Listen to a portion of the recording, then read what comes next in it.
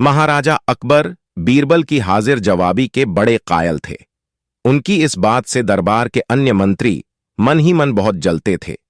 उनमें से एक मंत्री, जो महामंत्री का पद पाने का लोभी था, ने मन ही मन एक योजना बनाई। उसे मालूम था कि जब तक बीरबल दरबार में मुख्य सलाहकार के रूप में है, उसकी यह इच्छा कभी पूरी नहीं हो सकती। एक दिन दरबार में अकबर ने बीरबल की हाजिर जवाबी की बहुत प्रशंसा की। यह सब सुनकर उस मंत्री को बहुत गुस्सा आया। उसने महाराज से कहा कि यदि बीरबल मेरे 3 सवालों का उत्तर सही सही दे देता है तो मैं उसकी बुद्धिमत्ता को स्वीकार कर लूंगा, और यदि नहीं तो इससे यह सिद्ध होता है कि वह महाराज का चापलूस है। अकबर को मालूम था कि बीरबल उसके सवालों का जवाब जरूर दे देगा, इसलिए उन्होंने उस मंत्री की बात स्वीकार कर ली। उस मंत्री के 3 सवाल थे। अकबर ने फौरन बीरबल से इन सवालों के जवाब देने के लिए कहा और शर्त रखी कि यदि वह इनका उत्तर नहीं जानता है तो मुख्य सलाहकार का पद छोड़ने के लिए तैयार रहे। बीरबल ने कहा, तो सुनिए महाराज। पहला सवाल। बीरबल ने एक भेड़ मंगवाई और कहा, जितने बाल इस भेड़ के शरीर पर हैं, आकाश में उतने ही तारे हैं। मेरे दोस्त, गिनकर तसल्ली कर लो, बीरबल ने मंत्री की तरफ मुस्कुराते हुए कहा। दूसरा सवाल। बीरबल ने जमीन पर कुछ लकीरें खींची और कुछ हिसाब लगाया। फिर एक लोहे की छड़ मंगवाई गई और उसे एक जगह गाड़ दिया, और बीरबल ने महाराज से कहा, महाराज, बिल्कुल इसी जगह धरती का केंद्र है, चाहे तो आप स्वयं जांच लें। महाराज बोले, ठीक है, अब तीसरे सवाल के बारे में कहो। अब महाराज, तीसरे सवाल का जवाब बड़ा मुश्किल है, क्योंकि इस दुनिया में कुछ लोग ऐसे हैं जो ना तो स्त्री की श्रेणी में आते हैं और ना ही पुरुषों की श्रेणी। उनमें से कुछ लोग तो हमारे दरबार में भी उपस्थित हैं, जैसे कि ये मंत्री जी। महाराज, यदि आप इनको मौत के घाट उतरवा दें तो मैं स्त्री पुरुष की सही सही संख्या बता सकता हूं। अब मंत्री जी सवालों का जवाब छोड़कर थर थर कांपने लगे और महाराज से बोले, महाराज, बस बस, मुझे मेरे सवालों का जवाब मिल गया। मैं बीरबल की बुद्धिमानी को मान गया हूं। महाराज हमेशा की तरह बीरबल की तरफ पीट करके हंसने लगे और इसी बीच वह मंत्री दरबार से खिसक लिया। उस समय बादशाह अकबर आगरा के किले में रहते थे। एक बार अकबर जंगल में अपने चंद सैनिकों के शिकार खेलते हुए काफी दूर निकाल गया और वापस आने का रास्ता भटक गए। जब उनको इस बात का एहसास हुआ कि वो लोग रास्ता भटक गए हैं, उन्होंने काफी प्रयास किया लेकिन सही मार्ग नहीं खोज सके।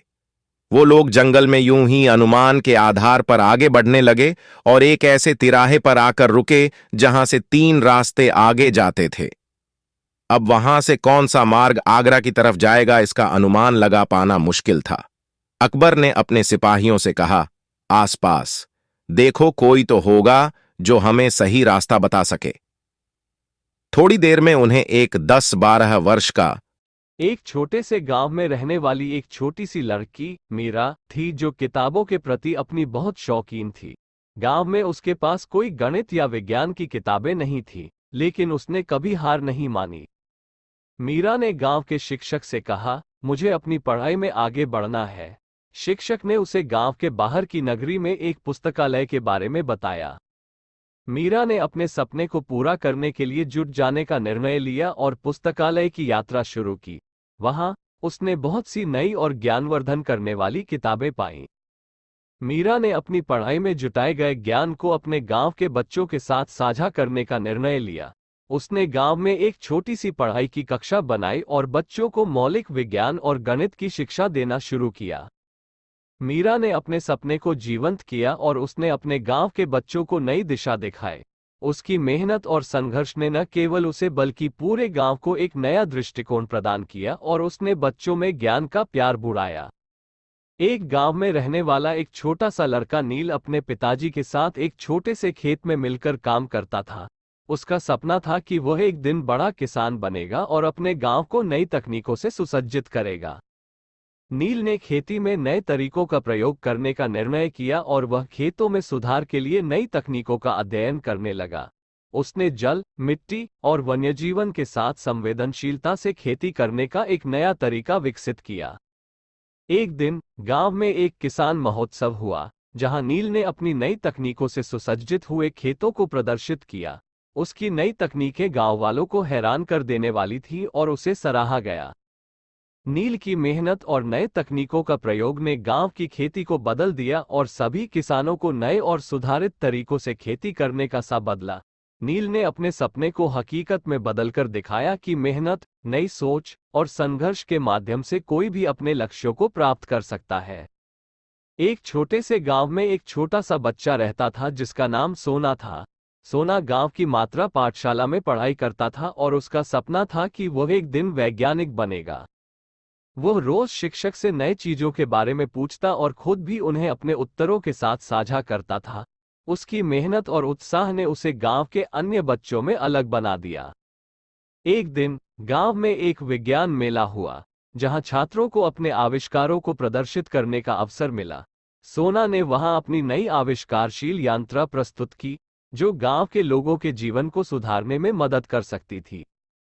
उसका आविष्कार बड़ी प्रशंसा प्राप्त करता है और उसे एक विशेष पुरस्कार से नवाजा जाता है।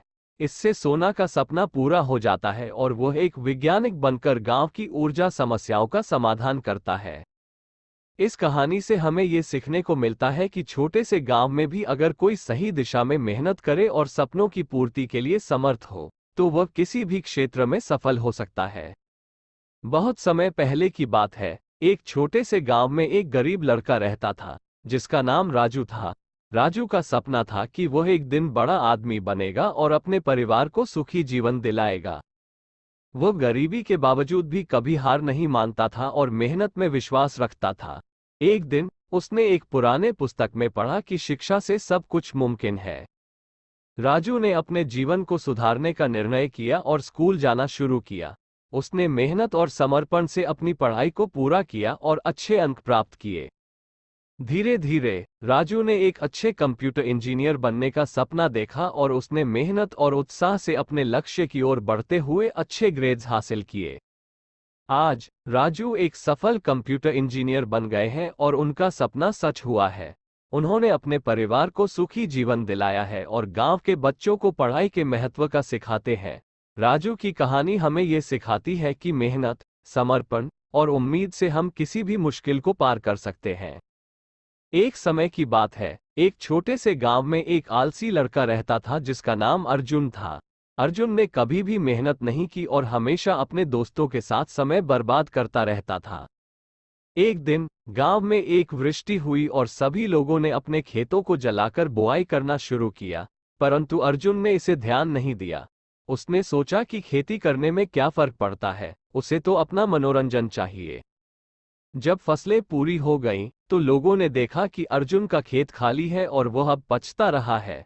गांव वाले ने उसे समझाया कि मेहनत के बिना सफलता मुमकिन नहीं है और उसे अपनी गलती समझाए।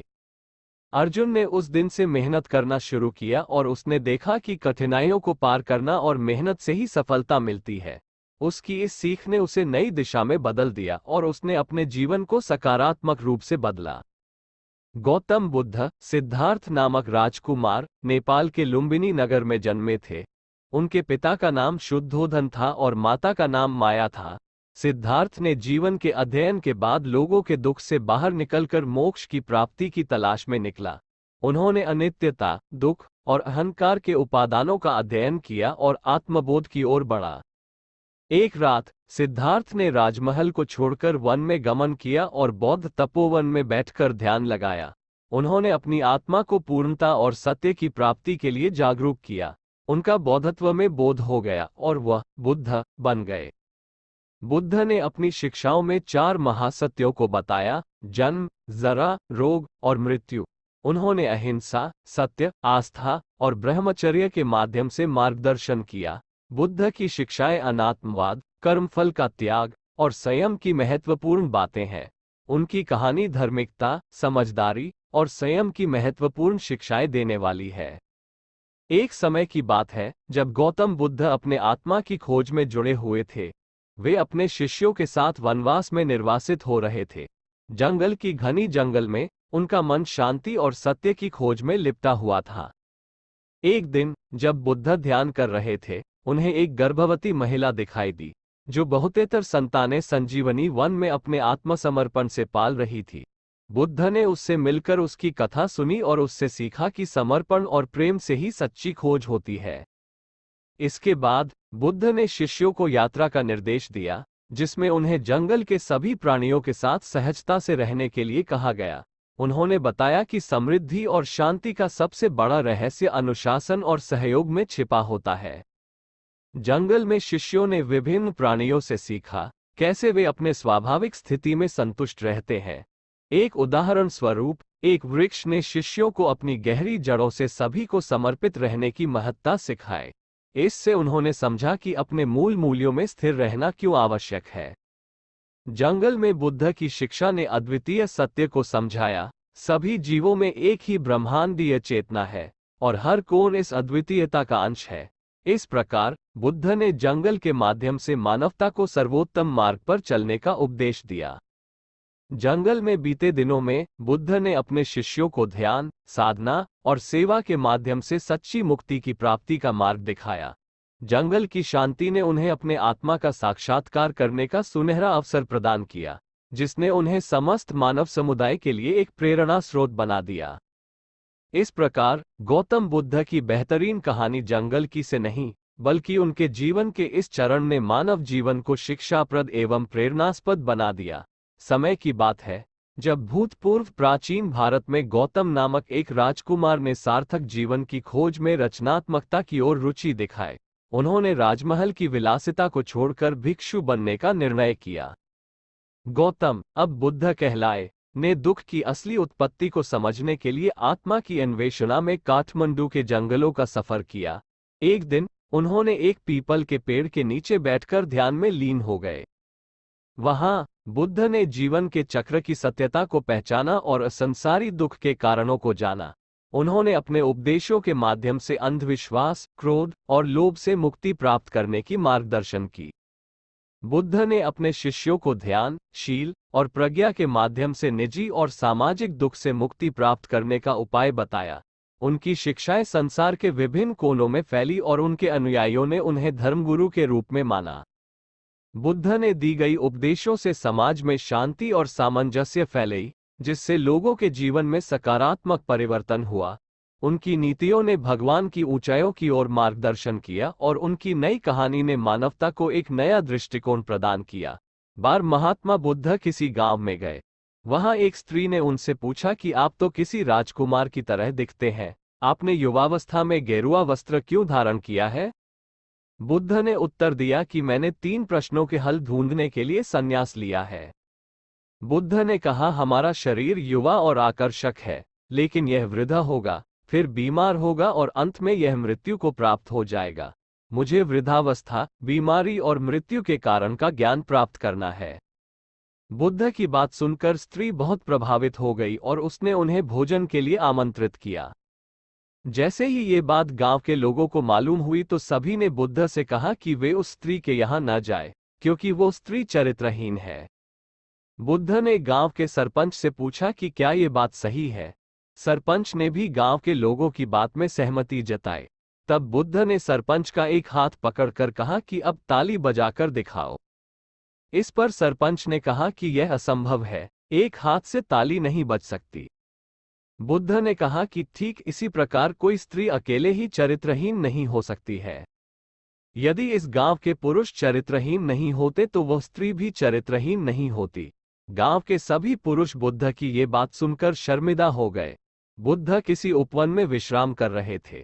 तभी बच्चों का एक झुंड आया और पेड़ पर पत्थर मारकर आम गिराने लगा। एक पत्थर बुद्ध के सर पर लगा और उससे खून बहने लगा। बुद्ध की आंखों में आंसू आ गए। बच्चों ने देखा तो भयभीत हो गए। उन्हें लगा कि अब बुद्ध उन्हें भला बुरा कहेंगे। बच्चों ने उनके चरण पकड़ लिए और उनसे क्षमा याचना करने लगे। उनमें से एक बच्चे ने कहा, हमसे बड़ी भूल हो गई है, मेरी वजह से आपको पत्थर लगा और आपके आंसू आ गए। इस पर बुद्ध ने कहा, बच्चों, मैं इसलिए दुखी हूं कि तुमने आम के पेड़ पर पत्थर मारा तो पेड़ ने बदले में तुम्हें मीठे फल दिए, लेकिन मुझे मारने पर मैं तुम्हें सिर्फ भय दे सका। परिश्रम के साथ धैर्य भी। एक बार भगवान बुद्ध अपने अनुयायियों के साथ किसी गांव में उपदेश देने जा रहे थे। उस गांव से पूर्व ही मार्ग में उन लोगों को जगह जगह बहुत सारे गड्ढे खुदे हुए मिले। बुद्ध के एक शिष्य ने उन गड्ढों को देखकर जिज्ञासा प्रकट की, आखिर इस तरह गधे का खुदे होने का तात्पर्य क्या है? बुद्ध बोले, पानी की तलाश में किसी व्यक्ति ने इतने गड्ढे खोदे हैं। यदि वो धैर्यपूर्वक एक ही स्थान पर गड्ढा खोदता तो उसे पानी अवश्य मिल जाता। पर वह थोड़ी देर गड्ढा खोदता और पानी न मिलने पर दूसरा गड्ढा खोदना शुरू कर देता। व्यक्ति को परिश्रम करने के साथ धैर्य भी रखना चाहिए। महात्मा बुद्ध प्रवचन सभा में आकर मौन बैठ गए। शिष्य समुदाय उनके इस मौन के कारण चिंतित हुए कि कहीं वे अस्वस्थ तो नहीं है। आखिर एक शिष्य ने पूछ ही लिया, भंते, आप आज इस तरह मौन क्यों हैं? वे नहीं बोले तो दूसरे शिष्य ने फिर पूछा, गुरुदेव, आप स्वस्थ तो हैं? बुद्ध फिर भी मौन ही बैठे रहे। इतने में बाहर से एक व्यक्ति ने जोर से पूछा, आज आपने मुझे धर्मसभा में आने की अनुमति क्यों नहीं दी? बुद्ध ने कोई उत्तर नहीं दिया और आंखें बंद कर ध्यानमग्न हो गए। वह बाहर खड़ा व्यक्ति और जोर से बोला, मुझे धर्मसभा में क्यों नहीं आने दिया जा रहा है? धर्मसभा में बैठे बुद्ध के शिष्यों में से एक ने उसका समर्थन करते हुए कहा, भंते, उसे धर्मसभा में आने की अनुमति प्रदान कीजिए। महात्मा बुद्ध ने आंखें खोली और बोले, नहीं, उसे अनुमति नहीं दी जा सकती है क्योंकि वह अछूत है। अछूत? मगर क्यों? सारे शिष्य सुनकर आश्चर्य में पड़ गए कि भंते ये छुआछूत कब से मानने लग गए। महात्मा बुद्ध ने शिष्य समुदाय के मन के भावों को ताड़ते हुए कहा, हाँ, वो अछूत है। वो आज अपनी पत्नी से लड़कर आया है। क्रोध से जीवन की शांति भंग होती है। क्रोधी व्यक्ति मानसिक हिंसा करता है। इस क्रोध के कारण ही शारीरिक हिंसा होती है। क्रोध करने वाला अछूत होता है क्योंकि उसकी विचार तरंगे दूसरों को भी प्रभावित करती है। उसे आज धर्मसभा से बाहर ही रहना चाहिए। उसे वहां खड़े रहकर पश्चाताप की अग्नि में तपकर शुद्ध होना चाहिए। शिष्यगण समझ गए कि अस्पृश्यता क्या है और अछूत कौन है। उस व्यक्ति को भी बहुत पश्चाताप हुआ। उसने कभी भी क्रोध न करने का प्रण लिया। बुद्ध ने उसे धर्मसभा में आने की अनुमति प्रदान की। मुख्य पृष्ठ, गौतम बुद्ध से संबंधित कहानियां। कवि। एक होरीराम ने दोनों बैलों को सानी पानी देकर अपनी स्त्री धनिया से कहा, गोबर को ऊख गोड़ने भेज देना, मैं न जाने कब लौटूं, जरा मेरी लाठी दे दे। धनिया के दोनों हाथ गोबर से भरे थे। उपले पात कर आई थी। बोली, अरे, कुछ रस पानी तो कर लो, ऐसी जल्दी क्या है? होरी ने अपने झुर्रियों से भरे हुए माथे को सिकोड़कर कहा, तुझे रस पानी की पड़ी है। मुझे ये चिंता है कि अबेर हो गई तो मालिक से भेंट न होगी। स्नान पूजा करने लगेंगे तो घंटों बैठे बीत जाएगा। इसी से तो कहती हूं, कुछ जलपान कर लो, और आज न जाओगे तो कौन हर्ज होगा। अभी तो परसों गए थे। तू जो बात नहीं समझती उसमें टान क्यों अड़ाती है भाई? मेरी लाठी दे दे और अपना काम देख। यह इसी मिलते जुलते रहने का प्रसाद है कि अब तक जान बची हुई है। नहीं, कहीं पता न लगता कि किधर गए। गांव में इतने आदमी तो हैं, किस पर बेदखली नहीं आई, किस पर कुड़की नहीं आई। जब दूसरे के पांवों तले अपनी गर्दन दबी हुई है तो उन पांवों को सहलाने में ही कुशल है। धनिया इतनी व्यवहार कुशल न थी। उसका विचार था कि हमने जमींदार के खेत जोते हैं तो वह अपना लगान ही तो लेगा। उसकी खुशामद क्यों करें, उसके तलवे क्यों सहलाएं। यद्यपि अपने विवाहित जीवन के इन 20 वर्षों में उसे अच्छी तरह अनुभव हो गया था कि चाहे कितनी ही कतर ब्योत करो, कितना ही पेट तन काटो, चाहे एक एक कौड़ी को दांत से पकड़ो, मगर लगान बेबाक होना मुश्किल है। फिर भी वह हार न मानती थी और इस विषय पर स्त्री पुरुष में आए दिन संग्राम छिड़ा रहता था। उसकी 6 संतानों में अब केवल 3 जिंदा हैं। एक लड़का गोबर कोई 16 साल का और 2 लड़कियां सोना और रूपा 12 और 8 साल की। 3 लड़के बचपन ही में मर गए। उसका मन आज भी कहता था, अगर उनकी दवादारू होती तो वे बच जाते। पर वह एक धेले की दवा भी न मंगवा सकी थी। उसकी ही उम्र अभी क्या थी, 36वां ही साल तो था, पर सारे बाल पक गए थे, चेहरे पर झुर्रियां पड़ गई थी, सारी देह ढल गई थी। वह सुंदर गेहुआ रंग संवला गया था और आंखों से भी कम सूझने लगा था। पेट की चिंता ही के कारण तो कभी तो जीवन का सुख न मिला। इस चिरस्थायी जीर्णावस्था ने उसके आत्मसम्मान को उदासीनता का रूप दे दिया था। जिस गृहस्थी में पेट की रोटियां भी न मिले उसके लिए इतनी खुशामद क्यों? इस परिस्थिति से उसका मन बराबर विद्रोह किया करता था, और 2-4 घुड़कियां खा लेने पर ही उससे यथार्थ का जनान होता था। उसने परास्त होकर होरी की लाठी, मिर्जई, जूते, पगड़ी और तमाकू का बटुआ लाकर सामने पटक दिए। होरी ने उसकी ओर आंखें तरेर कर कहा, क्या ससुराल जाना है जो 5 पोशाक लाई है? ससुराल में भी तो कोई जवान साली सलहज नहीं बैठी है, जिसे जाकर दिखाऊं। होरी के गहरे सांवले, पिचके हुए चेहरे पर मुस्कुराहट की मृदुता झलक पड़ी। धनिया ने लजाते हुए कहा, ऐसे ही तो बड़े सजीले जवान हो कि साली सलहजे तुम्हें देखकर रीझ जाएंगी। होरी ने फटी हुई मिर्जई को बड़ी सावधानी से तह करके खाट पर रखते हुए कहा, तो क्या तू समझती है, मैं बूढ़ा हो गया? अभी तो 40 भी नहीं हुए। मर्द 60 पर पाठे होते हैं। जाकर शीशे में मुंह देखो। तुम जैसे मर्द 60 पर पाठे नहीं होते। दूध घी अंजन लगाने तक को तो मिलता नहीं, पाठे होंगे। तुम्हारी दशा देख देख कर तो मैं और भी सूखी जाती हूं कि भगवान ये बुढ़ापा कैसे कटेगा, किसके द्वार पर भीख मांगेंगे? होरी की वह क्षणिक मृदुता यथार्थ की इस आंच में जैसे झुलस गई। लकड़ी संभालता हुआ बोला, 60 तक पहुंचने की नौबत न आने पाएगी धनिया, इसके पहले ही चल देंगे। धनिया ने तिरस्कार किया, अच्छा रहने दो, मत अशुभ मुंह से निकालो। तुमसे कोई अच्छी बात भी कहे तो लगते हो कोसने। होरी लाठी कंधे पर रखकर घर से निकला तो धनिया द्वार पर खड़ी उसे देर तक देखती रही। उसके इन निराशा भरे शब्दों ने धनिया के चोट खाए हुए हृदय में आतंकमय कंपन सा डाल दिया था। वो जैसे अपने नारीत्व के संपूर्ण तप और व्रत से अपने पति को अभय दान दे रही थी। उसके अंतःकरण से जैसे आशीर्वादों का व्यूह सा निकलकर होरी को अपने अंदर छिपाए लेता था। विपन्नता के इस अथाह सागर में सोहाग ही वह तृण था, जिसे पकड़े हुए वह सागर को पार कर रही थी। इन असंगत शब्दों ने यथार्थ के निकट होने पर भी मानो झटका देकर उसके हाथ से वह तिनके का सहारा छीन लेना चाहा। बिल्कुल यथार्थ के निकट होने के कारण ही उनमें इतनी वेदना शक्ति आ गई थी। काना कहने से काने को जो डैक होता है, वह क्या 2 आंखों वाले आदमी को हो सकता है?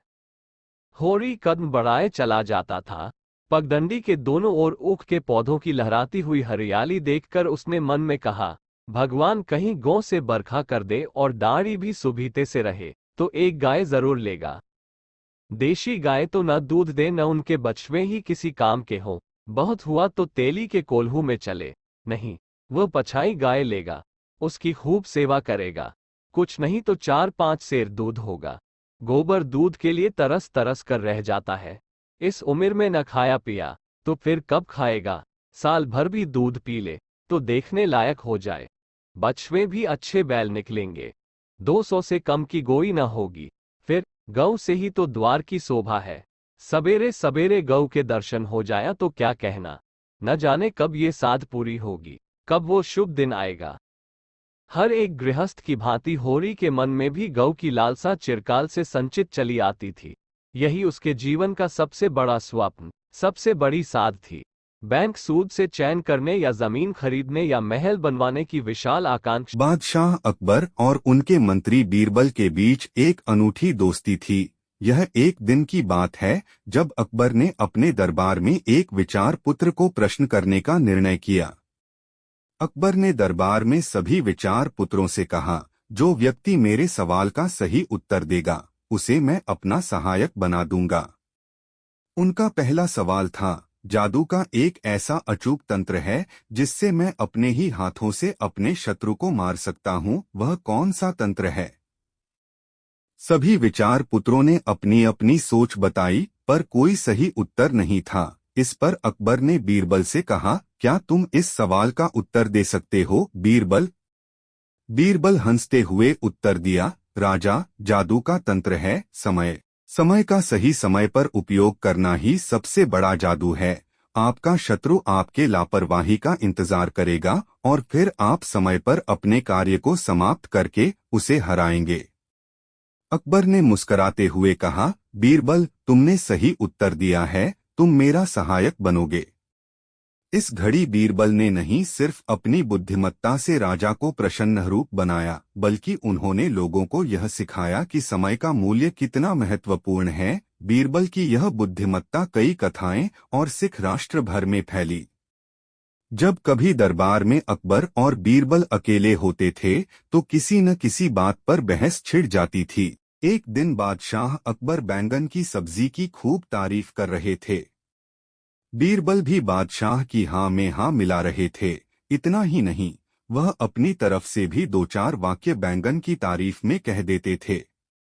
अचानक बादशाह अकबर के दिल में आया कि देखें बीरबल अपनी बात को कहाँ तक निभाते हैं। यह सोचकर बादशाह बीरबल के सामने बैंगन की बुराई करने लगे। बीरबल भी उनकी हाँ में हाँ मिलाने लगे कि बैंगन खाने से शारीरिक बीमारियां हो जाती हैं इत्यादि। बीरबल की बात सुनकर बादशाह अकबर हैरान हो गए और बोले, बीरबल, तुम्हारी इस बात का यकीन नहीं किया जा सकता। कभी तुम बैंगन की तारीफ करते हो और कभी बुराई करते हो। जब हमने इसकी तारीफ की तो तुमने भी इसकी तारीफ की, और जब हमने इसकी बुराई की तो तुमने भी इसकी बुराई की। आखिर ऐसा क्यों? बीरबल ने नरम लहजे में कहा, बादशाह सलामत, मैं तो आपका नौकर हूँ, बैंगन का नौकर नहीं। बीरबल ने अकबर से कहा, सर, जब तक आपका सवाल खत्म नहीं हो जाता मैं उत्तर नहीं दूंगा। अकबर हैरान होकर पूछा, लेकिन क्यों? बीरबल हंसते हुए जवाब दिया, क्योंकि आपके सवालों का अंत नहीं होता, जैसा कि हमेशा कुछ नया सवाल होता रहता है। अकबर ने बीरबल से पूछा, बीरबल, तुम जो भी सपने में देखते हो वह सच होता है क्या? बीरबल ने मुस्कराते हुए उत्तर दिया, नहीं हुजूर, वरना हर रात हम यही सोचते कि कहीं आपकी राजधानी अमरी हो गई होती। राजा अकबर ने बीरबल से कहा, बीरबल, मुझे एक 1500 वाट की कहानी सुनाओ। बीरबल मुस्कराए, हुजूर, एक बार की बात है, एक गांव में एक आदमी ने एक 1500 वाट का बल्ब बनाया था। राजा चकित होकर पूछा, वाह, फिर वोया हुआ? बीरबल हंसते हुए जवाब दिया, राजा, उसने सबसे पहले रात में देखा कि उसके पड़ोसी के तमाम चोरीचकारी का खुलासा हो गया, क्योंकि उसका बल्ब पूरे गांव को रौंदते खड़ा कर देता था। अकबर ने बीरबल से कहा, बीरबल, मुझे एक और मनोरंजक कहानी सुनाओ। बीरबल ने कहा, हुजूर, एक समय की बात है, एक गांव में एक आदमी ने बहुत बड़ी बैलगाड़ी बनाई, लेकिन उसे रोज बहुत मुश्किल से चलानी पड़ती थी। राजा ने हैरानी से पूछा, क्यों? बीरबल मुस्कराए, क्योंकि उस बैलगाड़ी की चाल मुश्किल थी, परंतु उस आदमी ने कभी हार नहीं मानी, और अंत में उसने सीखा कि जीवन में सफलता के लिए कभी कभी हमें अपनी चाल को बदलना पड़ता है। राजा अकबर ने बीरबल से कहा, बीरबल, मुझे एक बहुत लंबी और रोचक कहानी सुनाओ, जिसमें हंसी भी हो और सिख भी। बीरबल ने कहा, हुजूर, एक समय की बात है, दिल्ली के बाग में एक सुंदर बगीचा था, जिसमें एक अद्भुत गुलाब का फूल खिला हुआ था। राजा बीरबल की बातों में खो गए, फिर क्या हुआ? बीरबल हंसते हुए बोले, यह गुलाब बगीचे की सबसे खूबसूरती था, परंतु एक दिन एक बच्चा आकर उसे देखकर बगीचे के माली से पूछता है, ये गुलाब कितने समय में खिला है?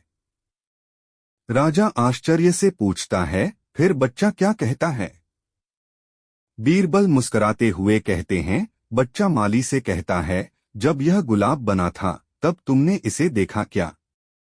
राजा अकबर हंसते हुए कहते हैं, हाँ, यह सिख क्या है? बीरबल विचारपूर्ण रूप से उत्तर देते हैं, हुजूर, गुलाब की खूबसूरती को देखने के लिए हमें समय की महत्वपूर्णता समझनी चाहिए, और जीवन की सबसे अद्भुत चीजें हमें वहां मिलती हैं जहां हम ध्यान देते हैं, न कि तेजी से गुजरते हुए उन्हें नजरअंदाज करते हैं।